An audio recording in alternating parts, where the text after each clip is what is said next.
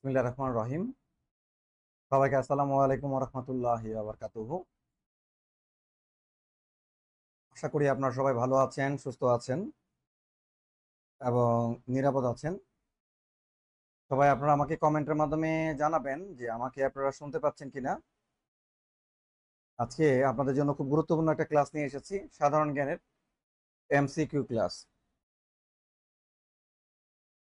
আজকের ক্লাসের মাধ্যমে আমরা আসন্ন সিনিয়র স্টাফ নার্সের যে আমাদের নিয়োগ বিজ্ঞপ্তি প্রকাশিত হয়েছে এর বিভিন্ন সনের প্রশ্নগুলো আমরা খুব সুন্দরভাবে সলভ করব। দ্রুত আমাদের সাথে যুক্ত হয়ে যান।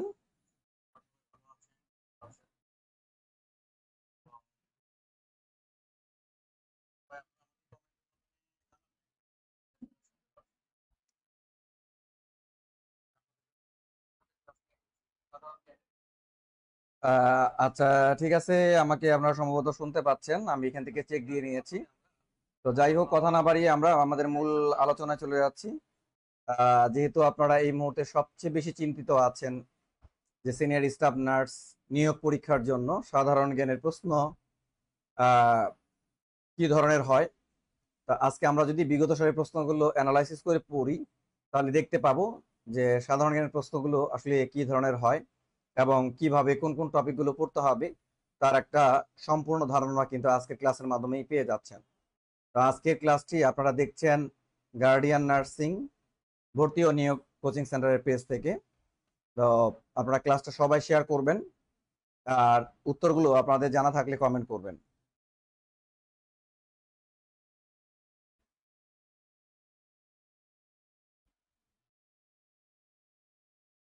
আমরা আপনাদের জন্য ফ্রি ক্লাস রেখেছি। আজকে আমাদের free class number 2 number class. আপনাদের জন্য প্রথম প্রশ্ন, এই প্রশ্নটির উত্তর করবেন যে ভারতে প্রথম প্রতীক মুদ্রা কে চালু করেছিলেন। ভারতে প্রথম প্রতীক মুদ্রা কে চালু করেছিলেন? ভারতের প্রতীক মুদ্রা প্রথম কে চালু করেছিলেন? এই প্রশ্নটি এসেছে আমাদের BPSC nursing senior staff nurse 2017 এর প্রশ্ন। অবশ্য পরীক্ষাটা বাতিল হয়েছিল। ক নাম্বার দেওয়া আছে ইলতুৎমিশ, ক নাম্বার দেওয়া আছে শেরশাহ, আর গ নাম্বার দেওয়া আছে লর্ড কর্নওয়ালিস, আর ঘ নাম্বার দেওয়া আছে মোহাম্মদ বিন তুগলক। তো ভারতের প্রথম প্রতীক মুদ্রা প্রবর্তন করেন কে? প্রথম প্রতীক মুদ্রা প্রবর্তন করেন কে? ভারতে প্রথম প্রতীক মুদ্রা প্রবর্তন করেন কে? ভারতের প্রথম প্রতীক মুদ্রা প্রবর্তন করেন কে? 2017 এর প্রশ্ন। এই প্রশ্ন, এই পরীক্ষাটি অবশ্য আমাদের বাতিল হয়েছিল। তো সবাই আপনার উত্তরের মাধ্যমে জানান, কমেন্টের মাধ্যমে জানান। আচ্ছা, এখানে যুক্ত আছেন আমাদের ইন্না সাইফুল, অলরেডি উত্তর দিয়েছেন। আমাদের ভারতের প্রতীকী মুদ্রা চালু করেছিলেন প্রথম মোহাম্মদ বিন তুগলক। কে চালু করেছিলেন? মোহাম্মদ বিন তুগলক আমাদের ভারতের প্রতীক মুদ্রা চালু করেছিলেন। তুগলক বংশের শ্রেষ্ঠ শাসক মোহাম্মদ বিন তুগলক। মোহাম্মদ বিন তুগলক। এখান থেকে আরো কিছু প্রশ্ন আপনারা আগামী পরীক্ষার জন্য পড়ে রাখতে পারেন। মোহাম্মদ বিন তুগলক তিনি তার দরবারে কাজীর পদে নিয়োগ দিয়েছিলেন মরক্কো থেকে আগত ইবনে বতুতাকে। মরক্কো থেকে আগত ইবনে বতুতাকে তিনি কি দিয়েছিলেন? কাজীর পদে নিয়োগ দিয়েছিলেন মোহাম্মদ বিন তুগলক। আর যদি বলা হয় ভারতে প্রথম আরবীয় মুদ্রা প্রবর্তন করেন কে? ভারতে প্রথম আরবীয় মুদ্রা প্রবর্তন করেছিলেন শামসুদ্দিন ইলতুৎমিশ। যদি প্রশ্নটা এইভাবে আসে যে ভারতে প্রথম আরব মুদ্রা প্রবর্তন করেছিলেন কে, তাহলে উত্তরটি হবে শামসুদ্দিন ইলতুৎমিশ। তাহলে উত্তরটি কি হবে? শামসুদ্দিন ইলতুৎমিশ। যদি বলা হয় ভারতে প্রথম আরব মুদ্রা কে প্রবর্তন করেছিলেন, তিনি আছেন শামসুদ্দিন ইলতুৎমিশ। আর যদি বলে ভারতে প্রথম মুদ্রা কে প্রবর্তন করেছেন, তিনি আছেন শেরশাহ। ভারতে প্রথম মুদ্রা প্রবর্তন করেছিলেন কে? শেরশাহ। ভারতে প্রথম মুদ্রা প্রবর্তন করেছিলেন শেরশাহ। আবার কথাটা শোনেন, যদি বলে ভারতে প্রথম আরবীয় মুদ্রা প্রবর্তন করেছিলেন কে? শামসুদ্দিন ইলতুৎমিশ।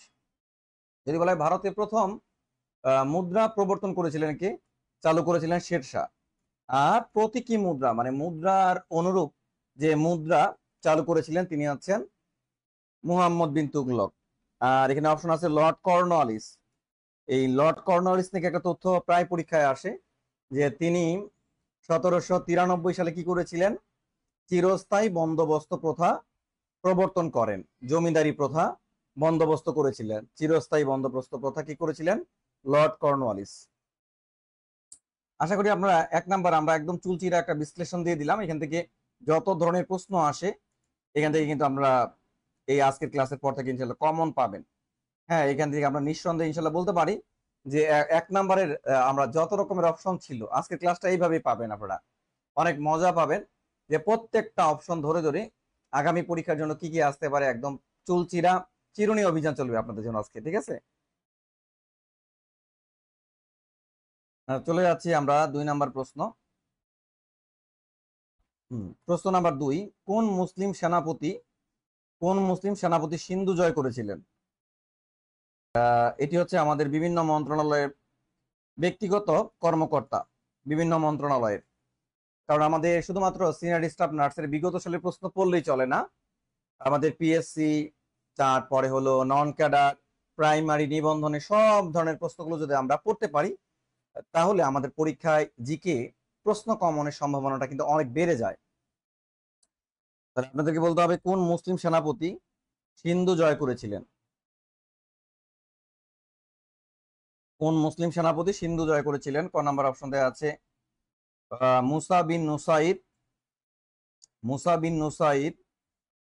খ নাম্বার দেওয়া আছে তারেক বিন জিয়াদ।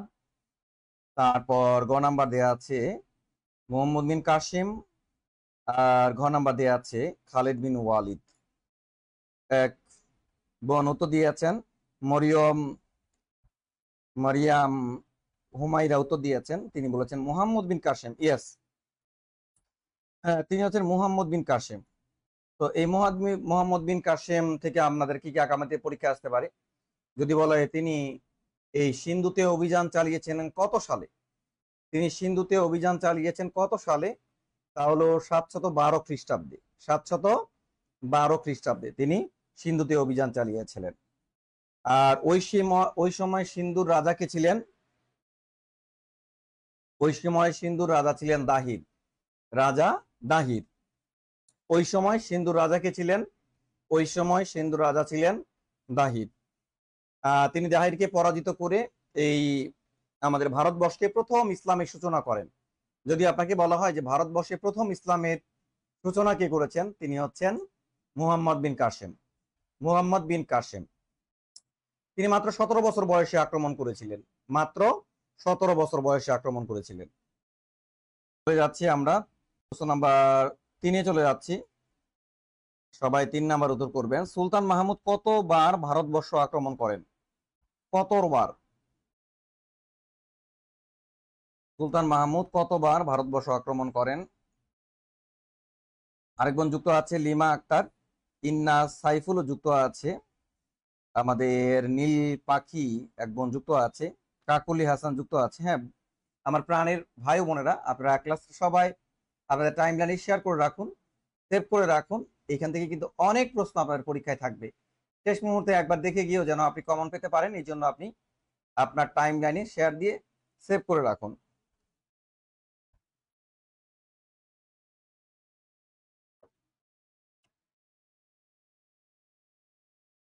আচ্ছা, মরিয়ম হুমাইরা দিয়েছেন উত্তর, হাসান আলী উত্তর করেছেন, লিমা আক্তার উত্তর দিয়েছেন।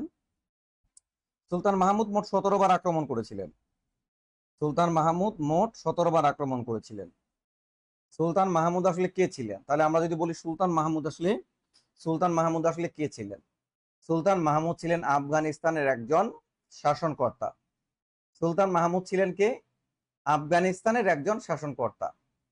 সুলতান মাহমুদকে বলা হতো গজনির নেপোলিয়ন। গজনি আফগানিস্তানের একটা শহরের নাম, একটা প্রদেশের নাম গজনি। সুলতান মাহমুদকে বলা হতো গজনির নেপোলিয়ন। এই সুলতান মাহমুদ 26 বছর ধরে মোট 17 বার ভারতবর্ষ আক্রমণ করেছিলেন। আর এই সুলতান মাহমুদের সভাকবির নাম ছিল ফেরদৌসি। যদি আপনাকে বলা হয় সুলতান মাহমুদের সভাকবির নাম কি ছিল? সুলতান মাহমুদের সভাকবির নাম ছিল ফেরদৌসি।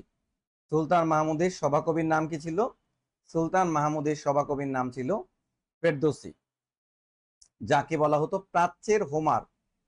ফেরদৌসীকে কি বলা হতো? প্রাচ্যের হোমার। আর এই ফেরদৌসী তিনি একটা গ্রন্থ সুলতান মাহমুদকে উৎসর্গ করেছিলেন, সেটির নাম হলো শাহনামা।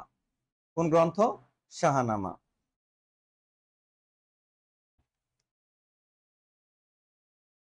প্রশ্ন নাম্বার 4, দিল্লি সিংহাসনের আরোহণকারী প্রথম মুসলমান নারী সুলতানা রাজিয়া কার কন্যা ছিলেন?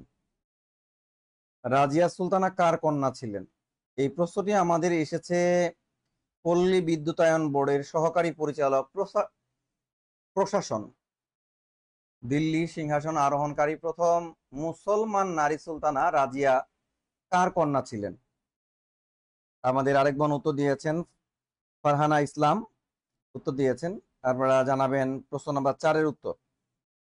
সবাই ঝটপট জানাবেন প্রশ্ন নাম্বার 4-এর উত্তর। দেখি আজকের আমাদের কোন ভাই বোনেরা সর্বোচ্চ উত্তর দিয়ে এগিয়ে থাকতে পারে, তারা একটু জানাবেন।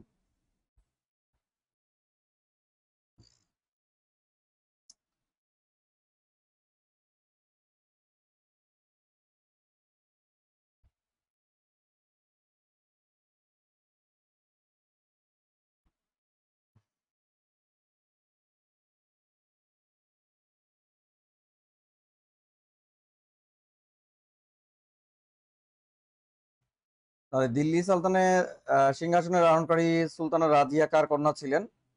তিনি ছিলেন শামসুদ্দিন ইলতুৎমিশের কন্যা ছিলেন। সুলতানা রাজিয়া শামসুদ্দিন ইলতুৎমিশের কন্যা ছিলেন। আর এই সুলতানা রাজিয়া হচ্ছেন ভারতের প্রথম মুসলিম মহিলা প্রশাসক। যদি বলা হয় ভারতের প্রথম মুসলিম মহিলা প্রশাসকের নাম কি, তিনি হচ্ছেন সুলতানা রাজিয়া।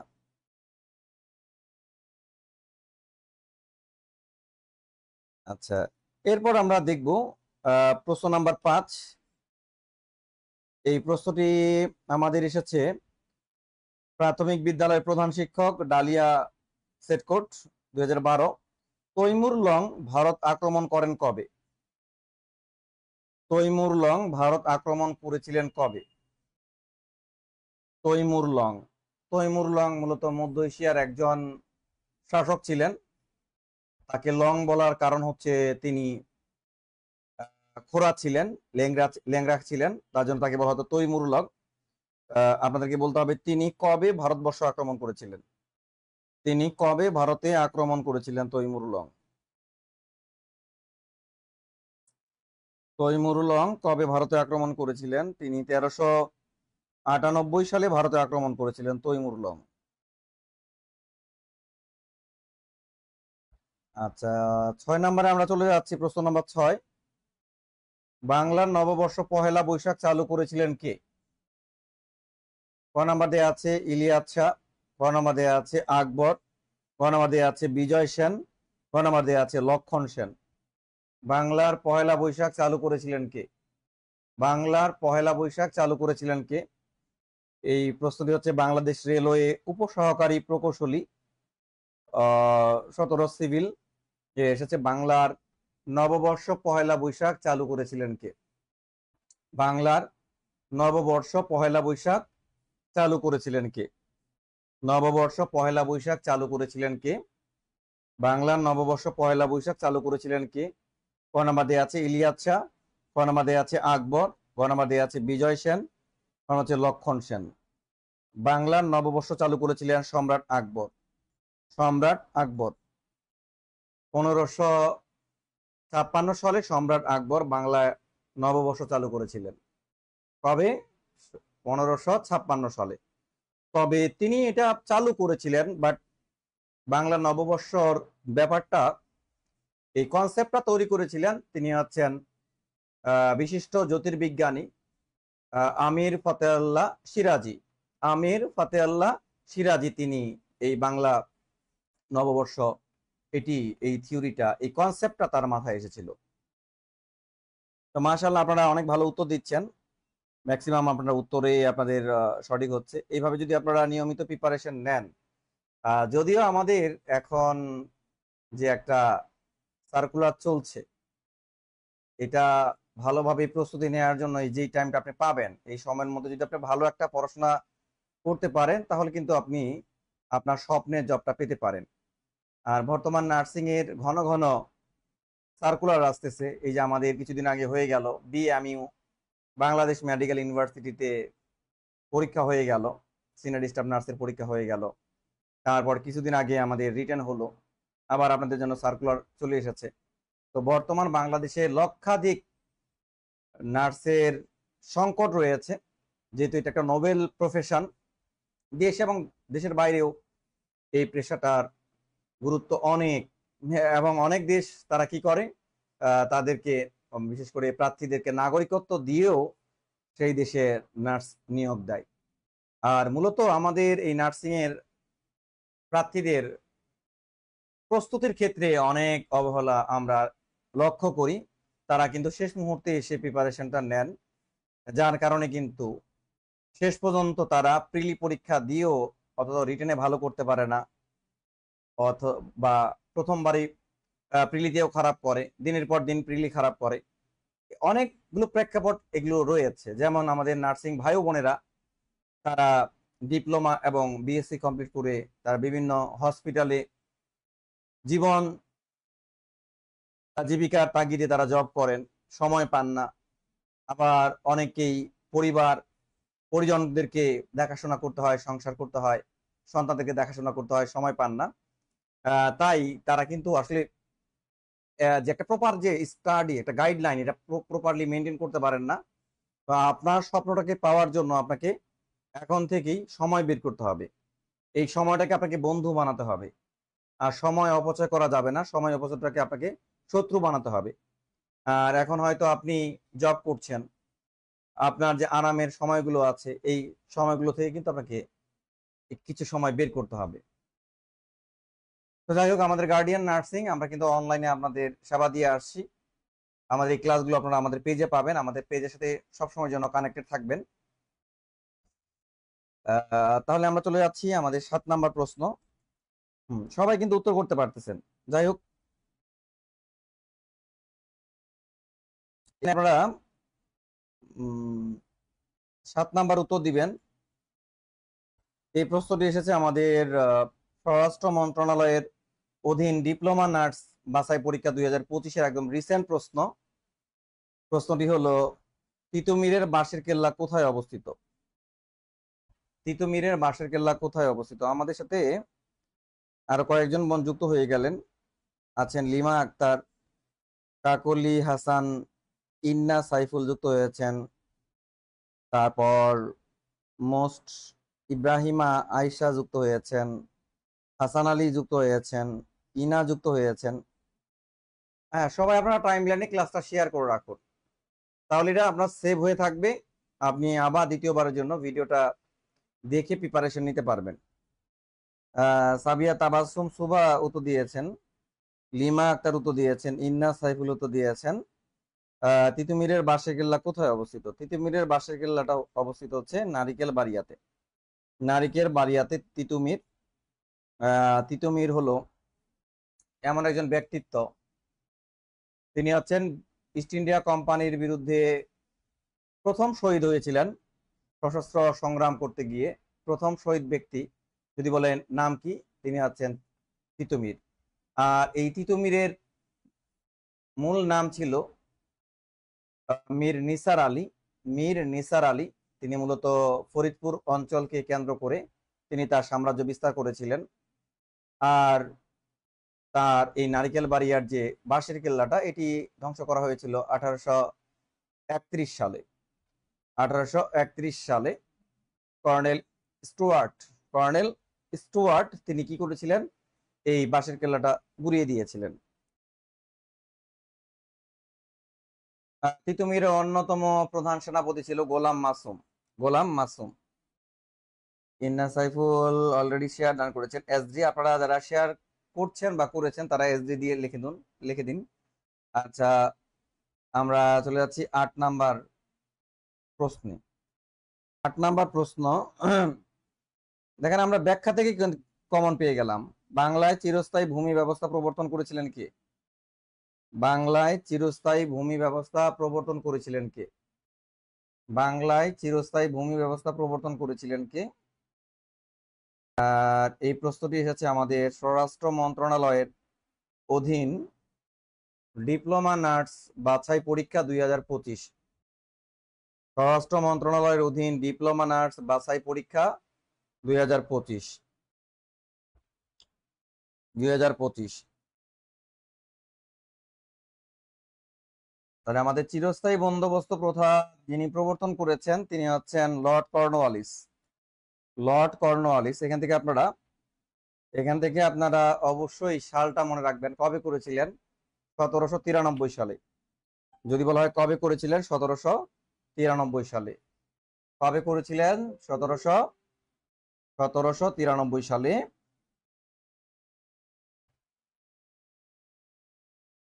93 সালে তিনি করেছিলেন। আর এখান থেকে একটু মনে রাখবেন, আমাদের ইস্ট ইন্ডিয়া কোম্পানির প্রথম গভর্নর ছিলেন লর্ড ক্লাইভ।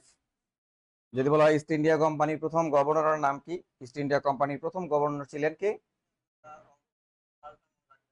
ইস্ট ইন্ডিয়া কোম্পানির প্রথম গভর্নর নাম হচ্ছে লর্ড ক্লাইভ।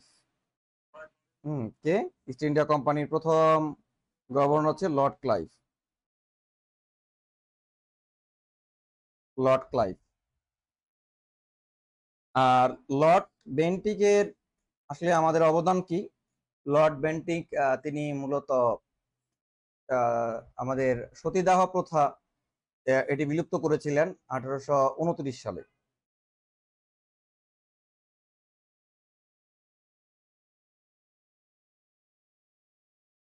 আমাদের নার্সিং যোদ্ধারা আপনারা কমেন্টের মাধ্যমে জানাবেন আজকে ক্লাসটি আপনাদের কাছে কেমন লাগছে। সবাই দ্রুত কমেন্টের মাধ্যমে জানাবেন। সবাই এই ক্লাসটিতে লাভ রিয়াকশন দেন। সবাই এই ক্লাসটিতে ভাই বোনেরা আপনারা সবাই এই ক্লাসটিতে লাইক এবং লাভ যেটাকে আমরা বলবো লালা, এই লালা রিয়াকশন দেন সবাই। আর আপনারা সবাই আপনাদের টাইম লাইনে একটু শেয়ার করে রাখেন। সবাই দেখি তো কারা কারা শেয়ার করেছেন, একটু হাত তুলে দেখান। সবাই আপনার কমেন্টে এসডি লিখে জানান। সবাই আপনার কমেন্টে একটু এসডি লিখে জানান, তাহলে কিন্তু আমরা বুঝতে পারবো যে আপনি আমাদের প্রতি নিবেদিত। আর আপনারা সবাই শেয়ার এবং লাইক কমেন্ট করলে ইনশাল্লাহ আপনাদের জন্য নিয়মিত থাকবো আপনাদের জন্য ক্লাসে। সবাই একটু জানিয়ে দেন ক্লাসটি আপনাদের কাছে কেমন লাগতেছে। আর আমাদের এই পেজ থেকে আপনারা কিছু শিখতে পারছেন কিনা। আমরা কিন্তু আপনাদের জন্য প্রায় নিয়মিত লাইভে চলে আসি ভালো একটা আউটলাইন দেওয়ার জন্য, যেন এখান থেকে আপনি আপনার প্রিপারেশনটা অনলাইনে ঘরে বসে নিতে পারেন। তো কারা কারা আছেন একটু জানিয়ে দেন। আর কারা কারা আমাকে দেখছেন, কোথায় থেকে দেখছেন সবাই একটু জানান। আমাদের অলরেডি সাবিহা তাবাসসুম, আলহামদুলিল্লাহ অনেক ভালো স্যার। হ্যাঁ, সাবিয়া তাবাসসুম সুবা, আপনি শেয়ার করেন না কেন এখনো? শেয়ার করে কমেন্টে জানিয়ে দিন। তারপরে আমাদের ফাতেমা ইসলাম, এই বোন শেয়ার অলরেডি দান করেছে। হ্যাঁ, আমি দোয়া করি এই বোনের যেন প্রথমবারই ভাইবা দিয়ে তার স্বপ্নের জবটা হয়ে যায়। হ্যাঁ, তারপরে আমাদের সাবিয়া তাবাসসুম সুবা অলরেডি শেয়ার দান করে দিয়েছে। আলহামদুলিল্লাহ, আলহামদুলিল্লাহ। আলো ছায়া, আলহামদুলিল্লাহ ভালো লাগছে। আলো ছায়াকে অনুরোধ করবো শেয়ার দান করে আমাদের কমেন্টে এসডি লিখে জানার জন্য। হাসান আলী টাঙ্গাইল থেকে দেখছে। হাসান আলীকে আমি আগে আমার লাইভ ক্লাসে দেখেছি, আলহামদুলিল্লাহ। যেন হাসান আলীকে আল্লাহ কবুল করে নেয়। আমি একটু শেয়ার করে, সবাই একটু শেয়ার করে কমেন্টে জানাতে হবে কিন্তু, তাহলে কিন্তু আমার হৃদয় থেকে আপনাদের জন্য দোয়া আসবে। আমার হৃদয় থেকে আপনাদের জন্য দোয়া আসবে যে আমি আপনাদের জন্য যে পরিশ্রমটা করতেছি, আমার পরিশ্রমটা কিন্তু সার্থক হবে। এই ধরনের একটা ক্লাস রেডি করার জন্য 2-3 ঘন্টা সময় লাগে। ঠিক আছে, আপনারা যদি একটু আমাদের প্রতি সদয় হন তাহলে কিন্তু আপনাদের জন্য নিয়মিত থাকবো। ঠিক আছে, রংপুর থেকে দেখতেছে আমাদের সাবিয়া তাবাসসুম সুবা, রংপুর থেকে দেখেছে, মাশাআল্লাহ। তারপরে হচ্ছে আমাদের অন্দ্রিলা অন্দ্রিলা চক্রবর্তী যুক্ত আছে। তারপর হচ্ছে এমএসটি আয়েশা যুক্ত আছে, নাদিয়া রহমান, আলহামদুলিল্লাহ অনেক ভালো লাগছে। আমি কুমিল্লা থেকে দেখতেছি। হ্যাঁ, কুমিল্লা ইনশাআল্লাহ বিভাগ হয়ে যাবে আপনাদের। তাড়াতাড়ি দেখেন, শেয়ার করেন, অনেক শেয়ার হবে আজকে। আজকে অন্তত 100 শেয়ার হবে। আজকে অন্তত আপনাদের 100 শেয়ার হবে। লিমা আক্তার, আলহামদুলিল্লাহ স্যার আপনার ক্লাস অনেক অনেক ভালো লাগে, আলহামদুলিল্লাহ। তারপরে আমাদের অন্দ্রিলা চক্রবর্তী অলরেডি শেয়ার দান করেছে। আমি আশীর্বাদ করি অন্দ্রিলা চক্রবর্তী যেন আল্লাহ পাক কবুল করে নেয়, তাকে যেন প্রথমবারেই মনোনীত করে। আচ্ছা, আমি নাদিয়া রহমানের কাছে বলবো যে একটু শেয়ার করে দাও, একটু শেয়ার করে দেন। আর হাসান আলীকে বলবো শেয়ার ডান করে আমাকে কমেন্টের মাধ্যমে একটু জানিয়ে দিতে। আর আপনারা সবাই একটু মেনশন করেন, মেনশন না করলে কিন্তু জমে না, আপনারা সবাই আসলে তুমুল একটা জনপ্রিয় ক্লাস কিন্তু হয়ে যায়। আমার বোন ফাতেমা ইসলাম কুমিল্লা থেকে দেখতেছে, আলহামদুলিল্লাহ। কুমিল্লার মানুষজন অনেক ভালো, অনেক আন্তরিক এবং অনেক বড় হৃদয়ের। আচ্ছা, এরপরে আমরা তাহলে চলে যাচ্ছি পরবর্তী প্রশ্নে। এই প্রশ্নটা আমাদের একাধিক পরীক্ষায় দেখা যায়, এই প্রশ্নটা একটা জাতীয় প্রশ্ন। এই প্রশ্নটা আপনারা যে কোনো পরীক্ষায় কমন পাবেন, দেখেন আপনারা এখানে লিখে রাখতে পারেন ইনশাল্লাহ। ৭৬-এর মনন্তর নামক ভয়াবহ দুর্ভিক্ষ কত সালে সংঘটিত হয়? ৭৬-এর মনন্তর নামে ভয়াবহ দুর্ভিক্ষ কত সালে সংঘটিত হয়? আমাদের ফারহানা ইসলাম এই বোন আমাদের শেয়ার দান করেছে, আল্লাহ পাক যেন তাকে কবুল করে নেয়, তার স্বপ্নের জবটা যেন মিলাইয়া দেয়। তারপরে আমাদের আহ, নাদিয়া রহমান শেয়ার দান করেছে, আল্লাহ পাক যেন তাকেও কবুল করে দেয়। অমিত চক্রবর্তী, অমিত, হ্যাঁ অমিত চক্রবর্তী, হাসান আলী, হাসান আলীও আমাদের শেয়ার দান করে দিয়েছে। বলতে হবে যে ৭৬-এর মনন্তর নামক ভয়াবহ দুর্ভিক্ষ কত সালে হয়? কত সালে হয়?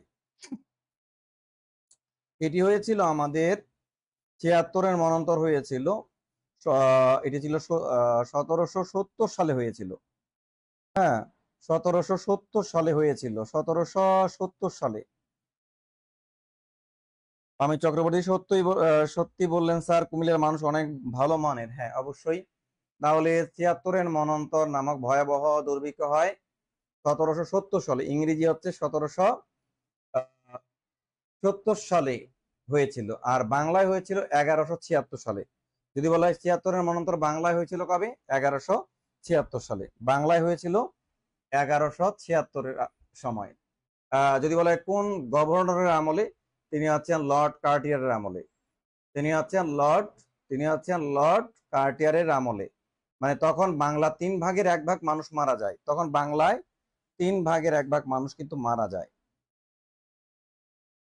দেখেন আমি ব্যাখ্যা দিয়েছিলাম, এখন কিন্তু আপনার উত্তর একদম পুরো আপনাদের কাছে পানির মতো সহজ হয়ে যাবে, পুরো পানির মতো সহজ। বলবেন সতীদাহ প্রথা কত সালে রহিত করা হয়? সতীদাহ মানে আগে স্বামী মারা গেলে স্ত্রীকেও চিতায় উঠানো হতো, সমরণে যেতে হতো, এটাকে বলা হয় সতীদাহ প্রথা। তাহলে বলতে হবে সতীদাহ প্রথা কত সালে রহিত করা হয়, মানে বিলুপ্ত করা হয়। আরিফা খাতুন এই বোনটা আমার শেয়ার দিয়েছে, আল্লাহ পাক তাকে কবুল করুক। গুরুজনের দোয়া কিন্তু আপনারা মনে রাখবেন, গুরুজনের দোয়া কিন্তু কখনোই আল্লাহ পাক ফিরিয়ে দেন না। সতীদাহ প্রথা কবে বিলুপ্ত করা হয়েছিল? হাসান আলী উত্তর দিয়েছে প্রথম 1829 সালে, 1829 সালে।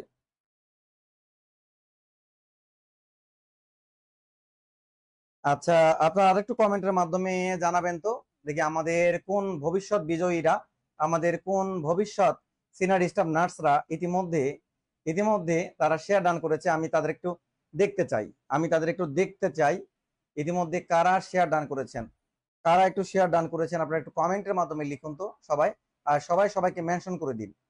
আমাদের এই ভাইও, কলিজার ভাইও এবং বোনদেরকে একটু দেখতে চাই যে স্যারের অনুরোধ রাখতে গিয়ে তারা টাইম লাইনে শেয়ার দান করেছেন, এরকম আমার ভবিষ্যৎ সিনিয়র স্টাফ নার্স ভাই বোনদেরকে দেখতে চাই, আমি একটু দেখতে চাই। আরো প্রশ্ন আলোচনা হবে আপনাদের জন্য, আরো অনেক প্রশ্ন আলোচনা হবে, একদম পানি করে দেওয়া হবে জিকে কে, একদম জিকে ইকুয়াল টু পানি, জিকে ইকুয়াল টু পানি আমরা দেখবো আজকে ক্লাসে। আজকের ক্লাস থেকে ইনশাল্লাহ আপনাদের 2 থেকে 3 মার্কের প্রশ্ন যে কোনো পরীক্ষায় প্রশ্ন কমন থাকবে। হ্যাঁ একটু হাত তোলেন তো, আপনারা একটু হাত লম্বা করে হাত তোলেন তো। হ্যাঁ একটু আমাকে হাতের রিয়াকশন দেন তো, হাতের একটা ইমোজি পাঠান। সাবিয়া তাবাসুম সুদা, আমি শেয়ার ডান করেছি আলহামদুলিল্লাহ। Lima Akter share done, share done. Amit Chakraborty share done, Amit Chakraborty share done. এই যে গুরুজনের যে আপনারা কথা রাখতেছেন, এটা একটা বিশাল ব্যাপার। আজকের এই কলিযুগের জামানায় আপনারা যে গুরুজনের প্রতি যে ভক্তি শ্রদ্ধা আছে আপনাদের, এটা একটা বিশাল আপনাদের জীবনের জীবনকে গড়ে দিবে। আলো ছায়া ডান দিয়েছে, আলো ছায়া ডান দিয়েছে। আমরা চলে যাচ্ছি পরবর্তী প্রশ্নে।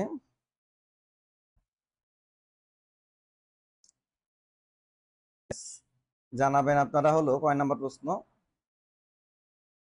প্রশ্ন নাম্বার 11। প্রশ্ন নাম্বার 11 জানাবেন। প্রশ্ন নাম্বার 11, 11টা আসলে কি? প্রশ্ন নাম্বার 11, প্রশ্ন নাম্বার 11,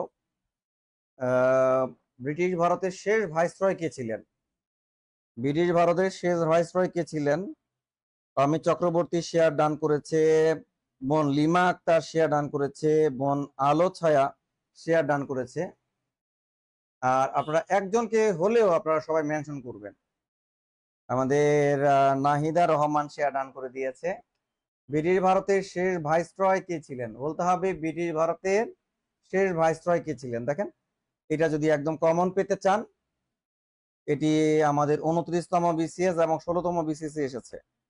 শেয়ার ডান দিয়েছে মোস্ট ইব্রাহিমা আয়েশা দিয়েছে, আয়েশা দিয়েছে, ফারহানা ইসলাম দিয়েছে, আলো ছায়া দিয়েছে, কাকুলি হাসান শেয়ার দিয়েছে, কাকুলি হাসান, কাকুলি হাসান দিয়েছে। ব্রিটিশ ভারতের শেষ ভাইসরয় উত্তর দিয়েছে কাকুলি হাসান। এটি হচ্ছে Lord Mount Batten, Lord Mount Batten, Lord Mount Batten. এখান থেকে আপনারা দুইটা ফরম্যাটে প্রশ্ন মনে রাখবেন। যদি বলা হয় ব্রিটিশ ভারতের শেষ ভাইসরয় কে ছিলেন, তিনি হচ্ছেন Lord Mount Batten, Lord Mount Batten. অথবা যদি বলে ভারতের, যদি বলে ভারতের প্রথম গভর্নর কে ছিলেন, তিনি হচ্ছেন লর্ড মাউন্ট ব্যাটেন। যদি বলা হয় ব্রিটিশ ভারতের সর্বশেষ ভাইসরয় কে ছিলেন, লর্ড মাউন্ট ব্যাটেন। অথবা স্বাধীন ভারতের প্রথম ভাইসরয় কে ছিলেন, লর্ড মাউন্ট ব্যাটেন। স্বাধীন ভারতের প্রথম ভাইসরয় কে ছিলেন, লর্ড মাউন্ট ব্যাটেন।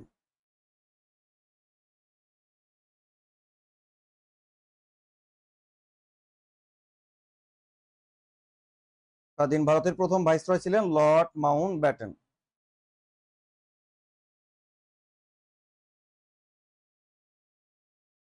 সবাই প্রশ্ন নাম্বার জানাবেন। 12 নাম্বার, প্রশ্ন নাম্বার 12, প্রশ্ন নাম্বার 12 সবাই জানাবেন। প্রশ্ন নাম্বার 12, প্রশ্ন নাম্বার 12 এটি এসেছে আমাদের কারিগরি শিক্ষা অধিদপ্তরের 2021-এর প্রশ্ন। ব্রিটিশ ঢাকায় 1857 সালে সিপাহী বিদ্রোহের স্মৃতি জড়িত স্থানটি কোনটি?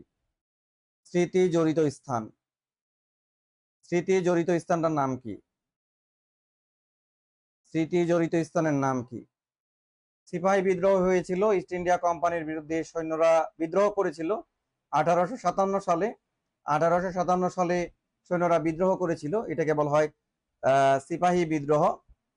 আর এই সিপাহী বিদ্রোহের সময়, এই সিপাহী বিদ্রোহের সময় মুঘল সম্রাট ছিলেন দ্বিতীয় বাহাদুর শাহ। দ্বিতীয় বাহাদুর শাহকে ব্রিটিশরা মিয়ানমারে, ওই সময় মিয়ানমারের নাম ছিল বার্মা, ওই সময় মিয়ানমারের নাম ছিল বার্মা, সেখানে নির্বাসন দেওয়া হয়েছিল। তাহলে আপনাকে বলতে হবে যে 1857 সালের সিপাহী বিদ্রোহের সাথে জড়িত স্থানটির নাম কি? সিপাহী বিদ্রোহের সাথে জড়িত স্থানটির নাম কি? অলরেডি আমাদের মোস্ট ইব্রাহিমা আয়শা শেয়ার ডান দিয়েছে। এদিকে উত্তর দিয়েছে নাহিদা রহমান, আরিফা খাতুন উত্তর দিয়েছে, কাকলি হাসান উত্তর দিয়েছে। উত্তরটি হচ্ছে বাহাদুর শাহ পার্ক। এটি হচ্ছে ঢাকার লক্ষ্মীবাজারে, সদরঘাটের লক্ষ্মীবাজারে বাহাদুর শাহ পার্ক। এটির নাম কি? এটির নাম হচ্ছে বাহাদুর শাহ পার্ক। এটির নাম হলো বাহাদুর শাহ পার্ক। আর এই বাহাদুর শাহ পার্কের পূর্ব নাম ছিল ভিক্টোরিয়া পার্ক। এই বাহাদুর শাহ পার্কের পূর্ব নাম ছিল কি? Victoria park. আচ্ছা, সবাই জানাবেন 13 নাম্বার প্রশ্ন। প্রশ্ন নাম্বার 13, প্রশ্ন নাম্বার 13 40তম বিসিএস এর প্রশ্ন। কারণ বিসিএস এর প্রশ্নগুলো আপনাদের আগে সমাধান করতে হবে, কারণ পিএসসি বিগত বিসিএস এর প্রশ্নগুলো বেশি পরীক্ষায় দিয়ে থাকে। বঙ্গভঙ্গকালে ভারতের ভাইসরয় কে ছিলেন? মোস্ট ইব্রাহিমা, মোস্ট ইব্রাহিমা আয়েশা, তিনি আছেন রাজশাহী থেকে যুক্ত আছেন আমাদের সাথে। মোস্ট ইব্রাহিমা আয়েশা যুক্ত আছেন রাজশাহী থেকে যুক্ত আছেন। প্রাচীন বরেন্দ্র ভূমি রাজশাহী থেকে যুক্ত আছেন আয়েশা। হাসান আলী, অমিত চক্রবর্তী যুক্ত আছেন, অমিত চক্রবর্তী যুক্ত আছেন, আলো ছায়া যুক্ত আছেন, আলো ছায়া। বঙ্গভঙ্গকালে বঙ্গভঙ্গকালে বঙ্গভঙ্গকালে ব্রিটিশ ভারতের ভাইসরয় ছিলেন কে? তিনি ছিলেন লর্ড কার্জন। Lord Curzon.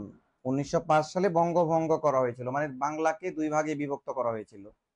1905 সালে বাংলাকে দুই ভাগে বিভক্ত করা হয়েছিল। একটা হয় পশ্চিমবঙ্গ, যার রাজধানী করা হয় কলকাতা, আর একটা হয় পূর্ববঙ্গ, যার রাজধানী করা হয় ঢাকা। কিন্তু পশ্চিম বাংলার হিন্দুরা তীব্র বিরোধিতা করে, যার কারণে লর্ড হার্ডিঞ্জের আমলে 1911 সালে বঙ্গভঙ্গ রদ হয়। লর্ড হার্ডিঞ্জের আমলে 1911 সালে কি হয়? বঙ্গভঙ্গ রদ হয়।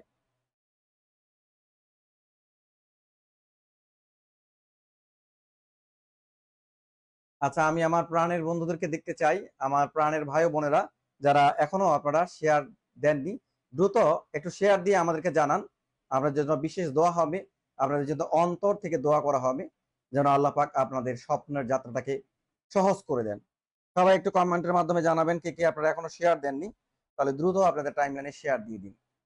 আর যারা আপনারা আপনাদের সিনিয়র স্টাফ নার্সের প্রস্তুতি নিতে ভয় পাচ্ছেন বা চিন্তিত আছেন, তারা একটা প্রপার গাইডলাইনের জন্য আমাদের গার্ডিয়ান নার্সিং ভর্তি ও নিয়োগ কোচিং এ আপনারা অনলাইন অফলাইনে আমাদের সাথে সম্পৃক্ত থাকতে পারেন। আমাদের সাথে আছে দেশ সেরা শিক্ষকগণ। আপনাকে এই সাবজেক্টগুলো, বিষয়ভিত্তিক যে সাবজেক্টগুলো, যে 4টি সাবজেক্ট রয়েছে, বাংলা, ইংরেজি, সাধারণ জ্ঞান এবং আপনার টেকনিক্যাল বিষয়, খুব সহজেই আপনাদেরকে গাইডলাইন দিয়ে থাকবেন। যারা আপনারা আমাদের সাথে যুক্ত হতে চান, তারা আমাদের পেজে মেসেজ করুন অথবা আমাদেরকে কল করুন।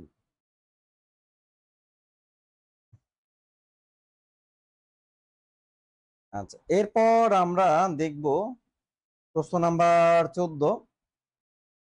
প্রশ্ন নাম্বার 14 যদি বলা হয়, কে মুসলিম লীগ প্রতিষ্ঠা করেছিলেন? কে মুসলিম লীগ প্রতিষ্ঠা করেছিলেন? প্রাথমিক প্রধান শিক্ষক, 2012 প্রশ্ন, কে মুসলিম লীগ প্রদান করেছিলেন? আলো ছায়া ভাইয়া, পিডিএফ পাবো কি? হ্যাঁ, পিডিএফ আপনাদের ক্লাস ভিত্তিক পিডিএফ দেওয়া হবে, পিডিএফটা পাবেন, পিডিএফ দেওয়া হবে। বই কিনতে কত টাকা লাগবে? আসলে আমাদের কোর্সের সাথে কিন্তু আপনারা প্রিন্টেড আপনাদের বই পেয়ে যাবেন, আপনাদের ঠিকানা চলে যাবে। কোর্সে ভর্তি হলেই আপনাদের প্রিন্টেড লেকচার সেই ফ্রি। হাসান আলী উত্তর দিয়েছেন 15 নাম্বার। আমাদের ক নাম্বার মাওলানা ভাসানী, মাওলানা ভাসানী তিনি সরি, ওইটা মাওলানা ভাসানী না। আমাদের মুসলিম লীগ প্রতিষ্ঠা করেছিলেন কে? মুসলিম লীগ প্রতিষ্ঠা করেছিলেন তিনি হচ্ছেন নবাব সলিমুল্লাহ। নবাব সলিমুল্লাহ মুসলিম লীগ কে প্রতিষ্ঠা করেছিলেন? নবাব নবাব সলিমুল্লাহ। এটা ভাসানী হবে না, এটি হবে নবাব সলিমুল্লাহ। মুসলিম লীগ প্রতিষ্ঠা করেছিলেন নবাব সলিমুল্লাহ। নবাব সলিমুল্লাহ 1906 সালে মুসলিম লীগ প্রতিষ্ঠিত হয়েছিল ঢাকায়। 1906 সালে ঢাকায় মুসলিম লীগ প্রতিষ্ঠিত হয়, নবাব সলিমুল্লাহ মুসলিম লীগ প্রতিষ্ঠা করেছিলেন। আচ্ছা, এখন তো আপনারা বলবেন যে আমাদের যেহেতু 76-এর মনন্তর হয়েছিল, তাহলে আপনি বলুন যে 50-এর মনন্তর কবে হয়? 50-এর মনন্তরটা কবে হয়েছিল এটার উত্তর জানাবেন। 50-এর মনন্তর কবে হয়? যদি আপনাদেরকে বলা হয় যে 50-এর মনন্তর কবে হয়, জানিয়ে দিন 50-এর মনন্তর কবে হয়। খুব ভালো একটা প্রশ্ন। এগুলো আসলে আমাদের অনেক বিভ্রান্ত করে। আপনি যদি একবার ভালোভাবে দেখিয়ে রাখতে পারেন, তাহলে অনায়াসে কিন্তু উত্তর করতে পারবেন। আপনি জানাবেন 50-এর মনন্তর হয় কবে? 50-এর মনন্তর হয় কবে? 50-এর মনন্তরটা হয় কবে? 50-এর মনন্তর হয় কবে? 50-এর মনন্তর হয় কবে?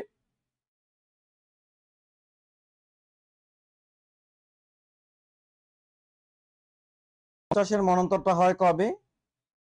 এটি হয়েছিল এটি হয়েছিল 50-এর মনন্তরটা হয়েছিল কবে?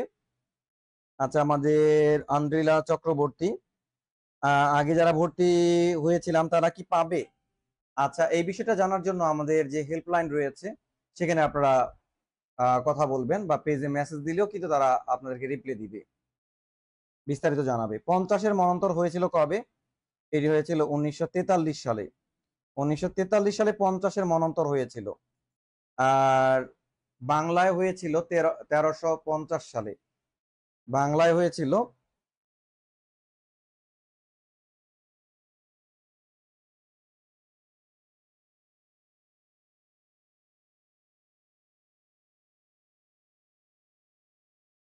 বাংলায় হয়েছিল কবে? 1350 সালে 50-এর মনন্তর হয়েছিল। আচ্ছা, এরপরে আমরা দেখবো 17 নম্বর প্রশ্ন। আসাদ গেট কোন ঐতিহাসিক ঘটনার সাথে সম্পর্কিত? আসাদ গেট কোন ঐতিহাসিক ঘটনার সাথে আসাদ গেট কোন ঐতিহাসিক ঘটনার সাথে সম্পর্কিত? স্বরাষ্ট্র মন্ত্রণালয়ের অধীন ডিপ্লোমা নার্স বাছাই পরীক্ষা 2025। আসাদ গেট আসাদ গেট কোন ঐতিহাসিক ঘটনার সাথে সম্পর্কিত? আসাদ গেট আসাদ গেট কোন ঐতিহাসিক ঘটনার সাথে সম্পর্কিত? আসাদ গেট আসাদ গেট কোন ঐতিহাসিক ঘটনার সাথে সম্পর্কিত? এই প্রশ্নটি হলো আমাদের স্বরাষ্ট্র মন্ত্রণালয়ের অধীন ডিপ্লোমা নার্স বাছাই পরীক্ষা 2025 এসেছে।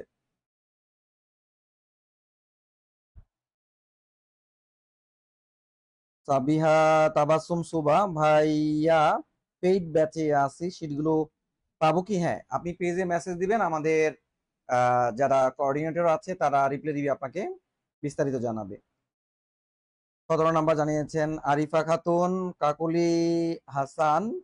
3 নাম্বার, এটি হচ্ছে আমাদের 69-এর গণ অভ্যুত্থানের সাথে জড়িত আসাদ গেট। কারণ 69-এর গণ অভ্যুত্থানটা ছিল যে আইয়ুব খানের পতনের দাবিতে যে একটা আন্দোলন, সেটা হচ্ছে 69-এর গণ অভ্যুত্থান। আর এই 69-এর গণ অভ্যুত্থানে পুলিশের গুলিতে নিহত হয়েছিলেন ঢাকা বিশ্ববিদ্যালয়ের ইতিহাসের এম এ ক্লাসের ছাত্র আসাদুজ্জামান। 20 জানুয়ারি 1969 সালে তিনি নিহত হয়েছিলেন। এই জন্য মোহাম্মদপুরে তার নামে একটি গেট করা হয়েছে, সেটি হচ্ছে আসাদ গেট।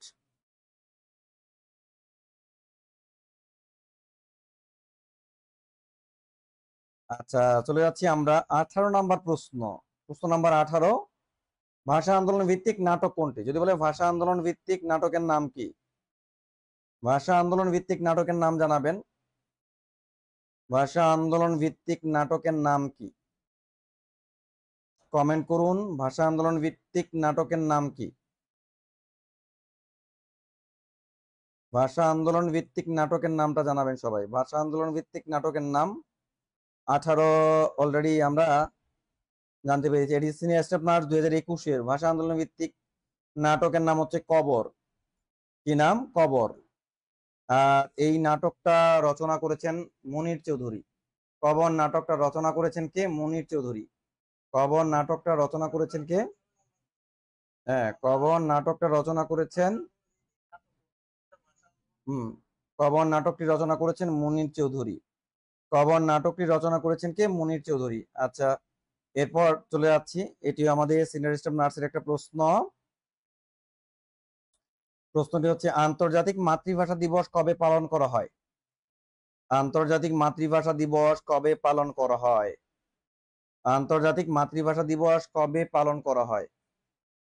এই প্রশ্নটি এসেছে আমাদের সিনিয়র স্টাফ নার্স নিয়োগ পরীক্ষা 2021-এ। আন্তর্জাতিক মাতৃভাষা দিবস কবে পালন করা হয়? যদি বলা হয় আন্তর্জাতিক মাতৃভাষা দিবস, আন্তর্জাতিক মাতৃভাষা দিবস কবে পালন করা হয়? কবে পালন করা হয়? আন্তর্জাতিক মাতৃভাষা দিবস কবে পালন করা হয়? জানিয়ে দিন, আন্তর্জাতিক মাতৃভাষা দিবস কবে পালন করা হয়? কবে পালন করা হয়? আন্তর্জাতিক মাতৃভাষা দিবস কবে পালন করা হয়? 19 নাম্বার প্রথম উত্তরটি পেয়েছি কার কাছ থেকে? আখি আল আমিনের কাছ থেকে পেয়েছি। আল আমিন। নাইনা নিকিতা স্মৃতির কাছ থেকে পেয়েছি। ইন্না সাইফুলের কাছ থেকে পেয়েছি। আমাদের মাতৃভাষা দিবস পালন করা হয় 21শে ফেব্রুয়ারি। 21শে ফেব্রুয়ারি 21শে ফেব্রুয়ারি আপনাদের জন্য আজকে একটা সুখবর দিব। আজকে আপনাদের জন্য একটা সুখবর দিব। এই 21শে ফেব্রুয়ারি আন্তর্জাতিক মাতৃভাষা দিবস ঘোষণা করেছে জাতিসংঘের একটি সংস্থা। এই সংস্থার নাম হলো ইউনেস্কো। 21শে ফেব্রুয়ারি এই আন্তর্জাতিক মাতৃভাষা দিবস ঘোষণা করেছে জাতিসংঘের একটি সংস্থা। এই সংস্থার নাম হলো ইউনেস্কো। ইউনেস্কো কবে করে এই তারিখটা মনে রাখবেন। এই তারিখটা হলো 17 নভেম্বর 1999 সালে। 17 নভেম্বর 1999 সালে ইউনেস্কো তার 30তম অধিবেশনে কি করে তারা এটি পাশ করে। আর আমাদের 2000 সাল থেকে কি করা হয়, এটি পালিত হয়। 2000 সাল থেকে পালিত হয়। বিশ্বের 188টি দেশ পালন করে। আপনাদের জন্য একটা দারুণ খবর। এই দারুণ খবরটা হলো যে আমরা বাংলাদেশ ইউনেস্কোর 43তম সাধারণ পরিষদের অধিবেশনের এবার সভাপতি হয়েছি। কাকে পরাজিত করে? জাপানকে পরাজিত করে। জাপানকে আমরা 30-27 ভোটের ব্যবধানে আমরা জাপানকে পরাজিত করে ইউনেস্কোর কি হয়েছি, সাধারণ পরিষদের 43তম অধিবেশনের সভাপতি হয়েছি। হ্যাঁ, সবাই জানেন কারা কারা আপনারা শেয়ার অলরেডি ডান করেছেন, সবাই একটু জানাবেন। আরো বেশি বেশি শেয়ার চাই। বেশি বেশি শেয়ার থাকলে কিন্তু আপনাদের জন্য লাইভে বেশি বেশি থাকবো। ঠিক আছে, আপনাদের জন্য এই ক্লাসগুলোর একটা গেট আপ তৈরি করার জন্য অনেক সময় লাগে। আপনারা ভালোবাসা দিবেন অবশ্যই, তাহলে কিন্তু আপনার জন্য ভালোবাসা থাকবে। আপনাদের ভালোবাসা চাই। আচ্ছা, 20 নাম্বার জানাবেন। 20 প্রশ্ন নাম্বার 20 প্রশ্ন নাম্বার 20 প্রশ্ন নাম্বার 20 20 হচ্ছে বাংলা ভাষাকে দেশের দ্বিতীয় ভাষার মর্যাদা দিয়েছে কোন দেশ? ভাষার মর্যাদা দিয়েছে কোন দেশ? কবে কবে ক্লাস হবে? ইনশাল্লাহ আমরা রুটিনের মাধ্যমে জানিয়ে দিব কবে কবে আমরা ফ্রি ক্লাস নেব। সবাই রুটিনের মাধ্যমে জানতে পারবেন। সবসময় এই পেজের সাথে সংযুক্ত থাকুন। আর পেজটিকে আপনারা ফার্স্ট করে রাখবেন। আমাদের কোনো মেস আপডেট হলে আপনার যেন নোটিফিকেশন চলে যায়। কামিস্ট্রি ইব্রাহিমা আয়েশা বলছেন, থ্যাংক ইউ স্যার। বাংলাকে দ্বিতীয় রাষ্ট্রভাষার মর্যাদা দিয়েছে তারা হলো সিয়েরা লিওন। এই প্রশ্নটি এসেছে আমাদের বিএমইউ সিনিয়র স্টাফ নার্স পরীক্ষা 2020-এর প্রশ্ন। আর এটি দিয়েছে সিয়েরা লিওন, পশ্চিম আফ্রিকার দেশ সিয়েরা লিওন। 2000 সালে তারা বাংলাকে দ্বিতীয় রাষ্ট্রভাষার মর্যাদা দেয়। 2000 সালে বাংলাকে তারা দ্বিতীয় রাষ্ট্রভাষার মর্যাদা দেয়। এরপর জানাবেন কেন্দ্রীয় শহীদ মিনার প্রথম কোন তারিখে নির্মিত হয়? কেন্দ্রীয় শহীদ মিনার প্রথম কোন তারিখে নির্মিত হয় সবাই জানান। এই প্রশ্নটি খুবই গুরুত্বপূর্ণ আপনাদের জন্য। প্রশ্নটি হলো কেন্দ্রীয় শহীদ মিনার প্রথম কোন তারিখে নির্মিত হয়? কেন্দ্রীয় শহীদ মিনার প্রথম কোন তারিখে নির্মিত হয়? কেন্দ্রীয় শহীদ মিনার প্রথম কোন তারিখে নির্মিত হয়? এটি এসেছে আমাদের border guard Bangladesh senior staff nurse নিয়োগ পরীক্ষা। কোথায় নাই নার্স? সবখানেই নার্সের জয়গান। সেখানে বর্ডার গার্ডেও নার্স লাগে, সেনাবাহিনীতেও নার্স লাগে, বিভিন্ন হসপিটালগুলোতেও নার্স লাগে, বিভিন্ন কলকারখানাতেও নার্স লাগে, বিভিন্ন ক্লিনিকগুলোতে নার্স লাগে। সবখানে নার্সের জয়গান। এমন কোনো সেক্টর নেই যেখানে নার্স লাগে না। সবখানে কিন্তু ডাক্তার লাগে না, বাট সবখানে নার্স লাগে। তো এইটা আপনাদের জন্য একটা গোল্ডেন অপরচুনিটি। নিজেকে আপনার স্বপ্নের কেরিয়ার যদি আপনারা দেখতে চান তাহলে এখনই শুরু করুন আপনার প্রিপারেশন। এটি হচ্ছে আমাদের কবে হয়েছিল? 23 ফেব্রুয়ারি 1952 সালে প্রথম শহীদ মিনার করা হয়েছিল। এরপরে 23 নাম্বার জানাবেন। 23 প্রশ্ন নাম্বার 23 ভাষা আন্দোলনের সময় ঢাকা বিশ্ববিদ্যালয় ভাইস চ্যান্সেলর কে ছিলেন? ভাষা আন্দোলনের সময় ঢাকা বিশ্ববিদ্যালয়ের ভাইস চ্যান্সেলর কে ছিলেন? ঢাকা বিশ্ববিদ্যালয়ের সময় ঢাকা বিশ্ববিদ্যালয়ের সময় ঢাকা বিশ্ববিদ্যালয়ের ভাইস চ্যান্সেলর কে ছিলেন?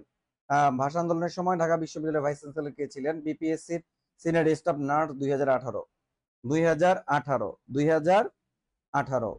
2018। ভাষা আন্দোলনের সময় ঢাকা বিশ্ববিদ্যালয়ের ভাইস চ্যান্সেলর কে ছিলেন? ঢাকা বিশ্ববিদ্যালয়ের কে ছিলেন? মোস্তফা ইব্রাহিম আয়েশা তিনি জানিয়েছেন।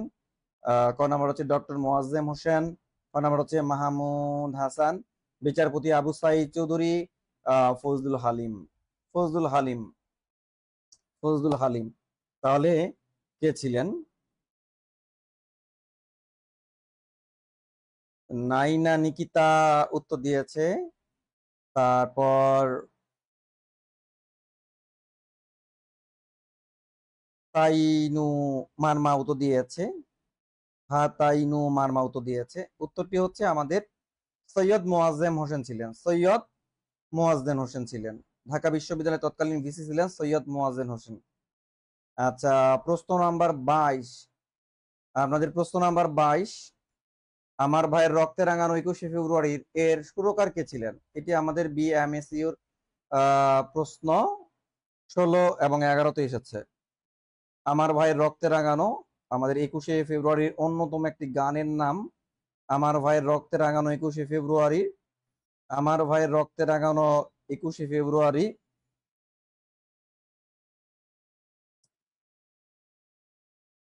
আমার ভাইয়ের রক্তে রাঙানো 21শে ফেব্রুয়ারি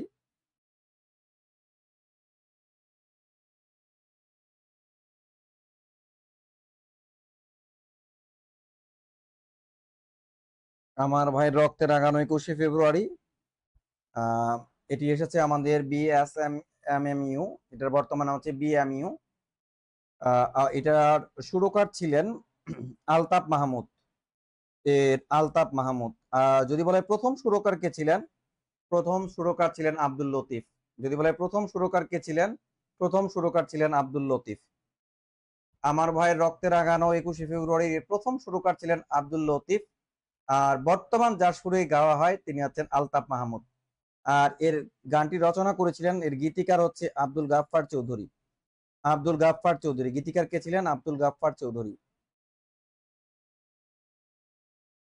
সবাই আরেকবার জানিয়ে দিন ক্লাসটা আপনাদের কাছে কেমন লাগতেছে। ক্লাসটা যদি ভালো লেগে থাকে তাহলে আপনাদের কাছে দাবি রইল আপনারা সবাই ক্লাসটি আপনাদের টাইমলাইনে শেয়ার করে রাখবেন, সেভ করে রাখবেন।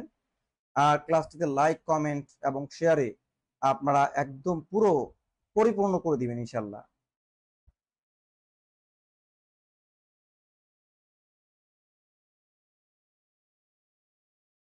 চলে যাচ্ছি আমরা পরবর্তী প্রশ্নে। পরবর্তী প্রশ্নটি হচ্ছে বাংলাদেশের বাইরে প্রথম শহীদ মিনার স্থাপিত হয় কোথায়? বাংলাদেশের বাইরে প্রথম শহীদ মিনার স্থাপিত হয় কোথায়? বাংলাদেশের বাইরে প্রথম শহীদ মিনার স্থাপিত হয় কোথায়? এই প্রশ্নটি এসেছে কন্ট্রোলার জেনারেল ডিফেন্স ফাইন্যান্স। হ্যাঁ, এটি হচ্ছে আমাদের বলছে সীমা আক্তার। ভাইয়া ক্লাসটা কি সবার জন্য? হ্যাঁ, আপনি যে কোনো পরীক্ষা দেন না কেন সবার জন্য একদম ইউনিক একটা সার্বজনীন ক্লাস। সবখানেই প্রশ্ন কমন পাবেন। এটি হচ্ছে যুক্তরাজ্যে করা হয়েছিল। আমাদের প্রথম শহীদ মিনার করা হয় যুক্তরাজ্যে। যুক্তরাজ্যে প্রথম শহীদ মিনার করা হয় যুক্তরাজ্যে। আর যদি বলে মুসলিম বিশ্বের কোন দেশে? মুসলিম বিশ্বের হচ্ছে ওমানে করা হয়েছিল। যদি বলে মুসলিম বিশ্বের কোন দেশে প্রথম বাংলাদেশে শহীদ মিনার করা হয়েছিল? ওমানে। আর নর্মালি হচ্ছে যুক্তরাজ্যে, লন্ডনের ওল্ড হেইমে।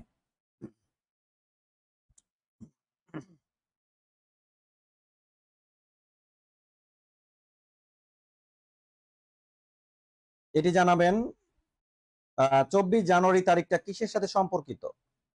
24 জানুয়ারি এই তারিখটা কিসের সাথে সম্পর্কিত? 24 জানুয়ারি এই তারিখটি কিসের সাথে সম্পর্কিত? 24 জানুয়ারি 24 জানুয়ারি 24 জানুয়ারি 24 জানুয়ারি এই তারিখটি কিসের সাথে সম্পর্কিত? 24 জানুয়ারি এই তারিখটি কিসের সাথে সম্পর্কিত? 24 জানুয়ারি এই তারিখটি কিসের সাথে সম্পর্কিত? সবাই দ্রুত জানিয়ে দিন 24 জানুয়ারি এই তারিখটি কিসের সাথে সম্পর্কিত? 24 জানুয়ারি এই তারিখটি হচ্ছে আমাদের 69-এর গণ অভ্যুত্থানের সাথে সম্পর্কিত। 24 জানুয়ারি এই দিনটি হচ্ছে আমাদের 69-এর গণ অভ্যুত্থানের সাথে জড়িত। তারপর এই প্রশ্নটি জানাবেন, পাকিস্তানের দ্বিতীয় সংবিধান প্রণীত হয় কবে? পাকিস্তানের দ্বিতীয় সংবিধান প্রণীত হয় কবে? পাকিস্তানের দ্বিতীয় সংবিধান প্রণীত হয় কবে? পাকিস্তানের দ্বিতীয় সংবিধান প্রণীত হয় কবে? আমাদের 1947 থেকে 71 পর্যন্ত পাকিস্তানে দুইবার সংবিধান প্রণীত হয়। একটি হচ্ছে 1956 সালে হয়, একটি হয় 1956 সালে, আর একটা কবে হয় বলেন? দ্বিতীয় আহ, সংবিধান প্রণীত হয় কবে? দ্বিতীয় সংবিধান প্রণীত হয় কবে?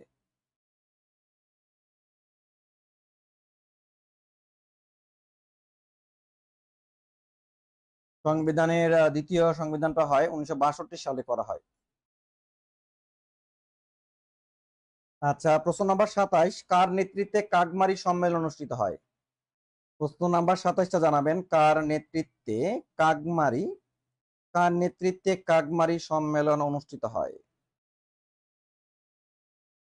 কার নেতৃত্বে কাগমারি সম্মেলন অনুষ্ঠিত হয়? কার নেতৃত্বে কাগমারি সম্মেলন অনুষ্ঠিত হয়? সবাই জানিয়ে দিন যে কার নেতৃত্বে কাগমারি সম্মেলন অনুষ্ঠিত হয়? কার নেতৃত্বে কাগমারি সম্মেলন অনুষ্ঠিত হয়?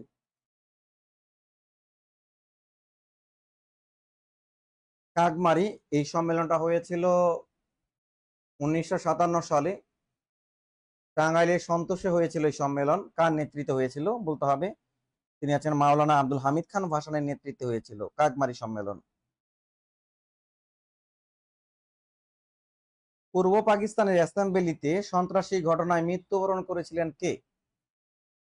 পূর্ব পাকিস্তানের গণপরিষদে বা অ্যাসেম্বলিতে সন্ত্রাসী ঘটনায় মৃত্যুবরণ করেছিলেন কে?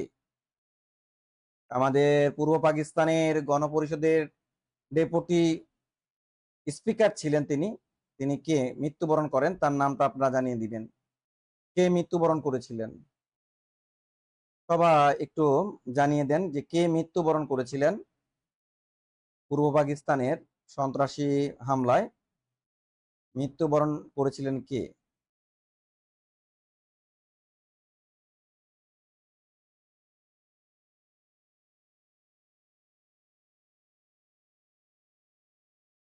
মৃত্যুবরণ করেছিলেন কে? মৃত্যুবরণ করেছিলেন তিনি হচ্ছেন তার আমাদের এলাকা ওইটা। আচ্ছা, হ্যাঁ, টাঙ্গাইল সন্তোষ হচ্ছে মুক্তা ইসলামের এলাকা। Shahed Ali, deputy speaker Shahed Ali. আচ্ছা, প্রশ্ন নাম্বার 30 জানাবেন, আসাদ শহীদ হন কবে? আসাদ শহীদ হন কবে?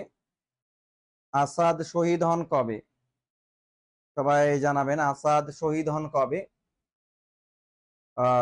এটি জানান যে গণ অভ্যুত্থানের আইয়ুব বিরোধী আন্দোলনে ঢাকা বিশ্ববিদ্যালয়ের ইতিহাস বিভাগের মাস্টার্সের ছাত্র আসাদ শহীদ হয়েছিলেন 69-এর গণ আন্দোলনে। 69-এর গণ আন্দোলনে শহীদ হয়েছিলেন, 69-এর গণ আন্দোলনে।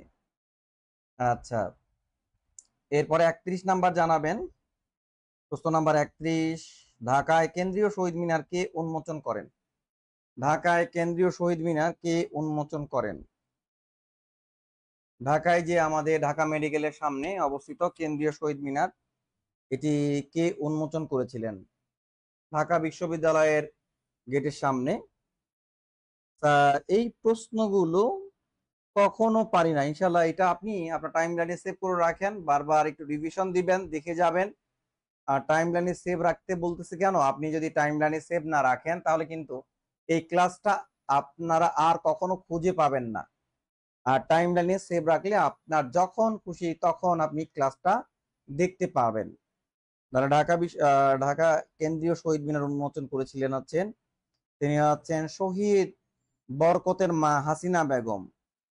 গ নাম্বার উত্তর হবে শহীদ বরকতের মা হাসিনা বেগম। শহীদ বরকতের মা হাসিনা বেগম। এরপর 33 নাম্বার প্রশ্নটি জানাবেন, আমার ভাইয়ের রক্তে রাঙানো 21শে ফেব্রুয়ারি গানটির প্রথম সুরকার কে ছিলেন? আমার ভাইয়ের রক্তে রাঙানো, আমার ভাইয়ের রক্তে রাঙানো 21শে ফেব্রুয়ারি গানটির প্রথম সুরকার কে ছিলেন? আমার ভাইয়ের রক্তে রাঙানো, আমার ভাইয়ের রক্তে রাঙানো 21শে ফেব্রুয়ারি এই গানটির প্রথম সুরকার কে ছিলেন? প্রথম সুরকার কে ছিলেন? আমার ভাইয়ের রক্তে রাঙানো 21শে ফেব্রুয়ারি গানটির প্রথম সুরকার কে ছিলেন? প্রথম সুরকার কে ছিলেন?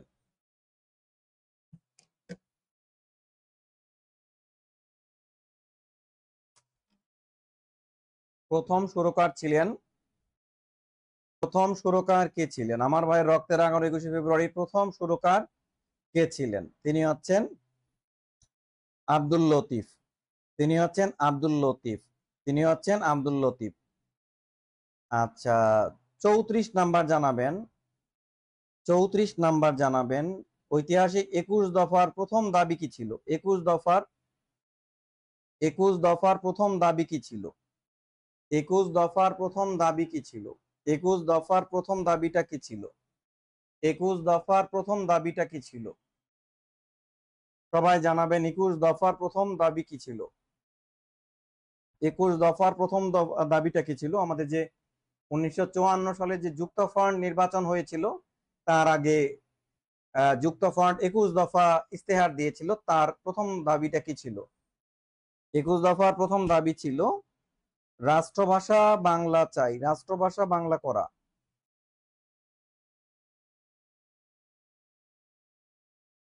35 নাম্বার জানাবেন। প্রশ্ন নাম্বার 35। প্রশ্ন নাম্বার 35টা জানান।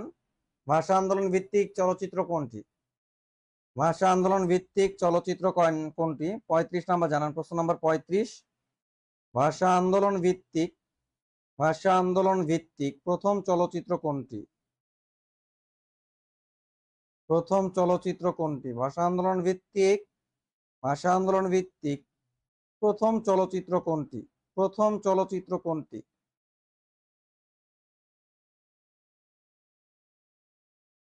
দ্রুত জানিয়ে দিন যে ভাষা আন্দোলন ভিত্তিক প্রথম চলচ্চিত্র কোনটি? ভাষা আন্দোলন ভিত্তিক প্রথম চলচ্চিত্র কোনটি? এটি হচ্ছে জীবন থেকে নেয়া।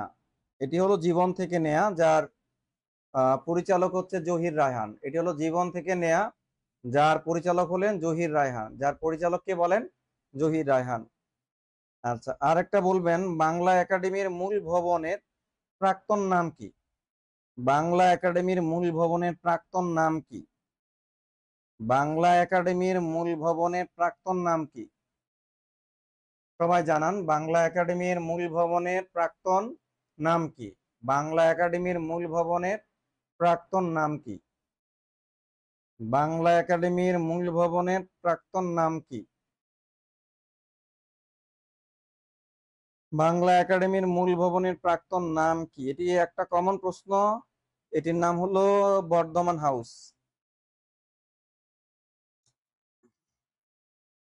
আচ্ছা, আপনাদের জন্য লাস্ট প্রশ্ন, আপনাদের জন্য লাস্ট প্রশ্ন। প্রশ্নটি হলো, ভাষা আন্দোলনের ফলে কোন প্রতিষ্ঠান সৃষ্টি হয়েছিল? আপনাদের জন্য একদম লাস্ট, লাস্ট এন্ড ফাইনাল প্রশ্ন, এটির উত্তর করবেন। ভাষা আন্দোলনের ফলে কোন প্রতিষ্ঠানটি সৃষ্টি হয়েছিল? ভাষা আন্দোলনের ফলে কোন প্রতিষ্ঠানটি সৃষ্টি হয়েছিল? ভাষা আন্দোলনের ফলে, ভাষা আন্দোলনের ফলে কোন প্রতিষ্ঠানটি সৃষ্টি হয়েছিল? এটি হচ্ছে বাংলা একাডেমি গঠিত হয়েছিল। বাংলা একাডেমি, বাংলা একাডেমি গঠিত হয়েছিল 3 ডিসেম্বর 1955 সালে। 3 ডিসেম্বর 1955 সালে। 3 ডিসেম্বর 1955 সালে। তো আমাদের ভবিষ্যৎ সিনিয়র স্টাফ নার্সরা, আপনাদেরকে আজকে অনেক ধন্যবাদ। আপনারা আজকে অনেক ক্লাসে রেসপন্স করেছেন। এইভাবে রেসপন্স করবেন, এইভাবে আমাদেরকে ভালোবাসবেন। আপনাদের জন্য নিয়মিত লাইভে থাকবো। আপনাদের জন্য একটা ঘোষণা, যে আপনারা যারা আপনাদের সিনিয়র স্টাফ নার্সের প্রস্তুতি নিয়ে যারা অতিরিক্ত চিন্তিত, যে কিভাবে পড়বো, কতটুকু পড়বো, কোন কোন অধ্যায়গুলো গুরুত্বপূর্ণ, কোন কোন প্রশ্নগুলো কিভাবে পড়তে হবে, তারা কিন্তু আমাদের অনলাইন এবং অফলাইন ব্যাচের সাথে যুক্ত হতে পারেন। আপনাদের জন্য 50% ডিসকাউন্টে ভর্তি চলতেছে। আর আমাদের সাথে কোর্সে অংশগ্রহণ করলে আপনারা পাবেন ক্লাস ভিত্তিক ক্লাস টেস্ট, তারপরে পাবেন সাপ্তাহিক মডেল টেস্ট, তারপরে পাবেন ইভ্যালুয়েশন টেস্ট এবং ফাইনাল মডেল টেস্ট পাবেন।